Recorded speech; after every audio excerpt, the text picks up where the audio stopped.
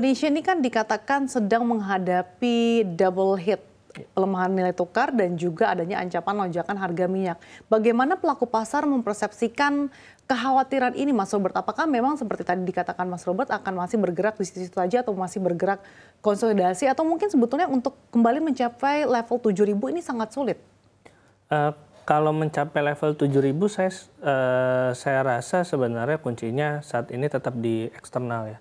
Di mana ketika geopolitiknya kemudian isunya mereda dan The Fed memang dalam komentarnya atau rilis data-data Amerika Serikat mulai pasti adanya pemangkasan suku bunga, saya rasa IHSG bisa menembus di 7.000. Dan kalau melihat secara fundamental ekonomi masih cukup kuat dan di bulan depan mulai ada rilis laporan kinerja keuangan dari emiten-emiten di kuartal 2 2024. Saya rasa ini bisa menjadi momentum dengan catatan emiten-emiten yang memiliki bobot besar atau emiten blue chip kinerjanya ini sesuai ekspektasi atau di atas ekspektasi. Saya rasa ini bisa mendongkrak IHSG bisa sampai ke 7.000. Kalau melihat IHSG sebenarnya selain faktor eksternal ada faktor internal juga, di mana kemarin saham brand yang kemudian masuk ke papan pemantauan khusus sehingga IHSG turun di bawah level 6.800 bahkan menyentuh 6.700.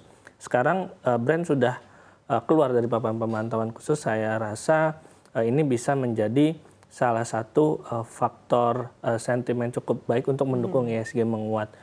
Di sisi lain, emiten perbankan sebenarnya ada sentimen baik mengenai restrukturisasi COVID ini. Kalau misalnya kemudian diperpanjang sampai 2025, saya rasa kekhawatiran investor mengenai NPL perbankan yang kemudian akan melonjak ketika restrukturisasi di stop, ini bisa mereda.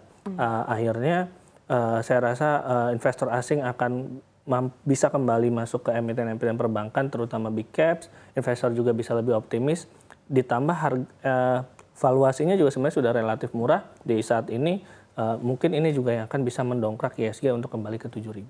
Oke, tapi nyatanya angin segar perpanjangan restrukturisasi ini tidak tercermin dari pergerakan saham-saham perbankan big caps yang hari ini kompak terkoreksi, Mas Robert. Apakah memang saham-saham perbankan big caps ini sudah dari segi potensi upside ini sudah sepertinya semakin kecil atau seperti apa? Karena tadi kan dari segi valuasi sebenarnya masih cukup menarik ya, Mas Robert. Ya, kalau dilihat sebenarnya ada beberapa emiten dari perbankan big caps ini sudah mulai ada aliran dana asing masuk dalam waktu seminggu terakhir. Memang tidak semua, tapi beberapa sudah mulai masuk. Biasanya ini bisa menjadi lead indikator di mana ketika emiten perbankan big caps sudah mulai dilirik investor asing, biasanya nanti akan menular ke ke emiten-emiten big caps lainnya, kemudian ke saham blue chips, dan kemudian ke sektor lainnya. Saya rasa ini bisa menjadi salah satu sinyal. Memang yang masih menjadi beban adalah ketidakpastian tadi, ketidakpastian global, dan saya rasa ini bisa kemudian mereda ketika nanti di kuartal 2 kita bisa lihat kinerja dari emiten perbankan big caps yang diproyeksi mungkin masih akan bertumbuh dibandingkan tahun lalu year on year, dan juga masih berperforma cukup baik di tahun 2024. Nah, ini yang mungkin akan dilihat dulu oleh para investor. Jadi mungkin sekarang posisinya wait and see, menanti laporan keuangan. Kalau misalnya kinerjanya positif, kinerjanya baik, saya rasa harga saham emiten big caps bisa kemudian bangkit kembali. Kembali rebound. Ya. Nah, dengan pelemahan rupiah yang saat ini juga masih menjadi highlight, sektor-sektor apa sih Mas Robert yang justru diuntungkan ataupun justru dirugikan dengan adanya tren pelemahan ini? Ya, kalau kita berbicara sektor mengenai pelemahan rupiah, saya rasa kita bisa bagi. Kalau yang menguntungkan itu eksportir, bisnisnya ekspor. Kalau misalnya mungkin dirugikan adalah impor. Di sini kalau sektor-sektor yang diuntungkan berarti saya rasa komoditas ya. Ada batu bara, kemudian CPO, atau misalnya emiten lain yang mungkin juga emiten yang mebel, itu juga diuntungkan karena kebanyakan ekspor ke US. Itu saya rasa juga diuntungkan oleh melemahnya rupiah. Kurs juga ya? Iya, karena ada selisih kurs, ada keuntungan kurs. Kemudian dari emiten yang dirugikan ada emiten-emiten yang mungkin impor itu seperti tekstil atau emiten-emiten yang memiliki nilai utang yang berbasis dolar. Itu tentu saja akan merugikan. Atau bahan bakunya yang itu impor karena itu bisa menekan margin. Saya rasa sektor-sektor ini yang mungkin perlu diwaspadai ketika dolar masih di 16.400. Tentu saja kita berharap kebijakan intervensi Bank Indonesia kemudian mampu menjaga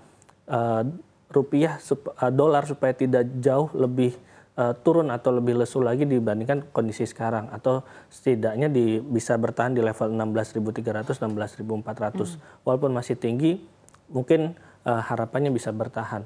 Saya rasa ini kemudian bisa membuat investor mungkin sedikit lebih tenang. Karena kekhawatiran mengenai kebijakan fiskal kan sudah mereda ya. Kemarin sudah Sri Mulyani dan tim Prabowo juga sudah bertemu membicarakan mengenai kebijakan fiskal. Saya rasa sentimen juga ya. Iya, jadi sentimennya sudah mulai menuju baik sebenarnya.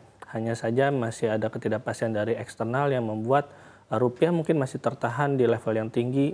ISG juga mungkin belum take off dari level sekarang. Oke. Terkait dengan uncertainty yang didominasi oleh faktor eksternal, ini kan justru menguntungkan saham-saham biasanya ataupun dari segi komoditas emas. Nah, tapi apakah hal ini juga serta-merta tercermin dari pergerakan saham-saham di sektor emas, Mas Robert? Harga emas global ini diperkirakan masih akan melaju ya, karena ada mulai tensi perang dingin antara Cina dengan Eropa, Cina dengan Amerika, tensinya mulai naik lagi sehingga dan juga tensi-tensi geopolitik di berbagai wilayah. Ini membuat harga emas ada potensi untuk kembali naik. Memang ada korelasinya seperti harga komoditas lain korelasi ke harga saham-saham produsen emas. Namun sekarang emiten produsen emas ini tidak hanya dia memproduksi emas atau menjual emas. Mereka ada diversifikasi ke nikel, ke tembaga atau ke mineral lainnya, sehingga sensitivitasnya mungkin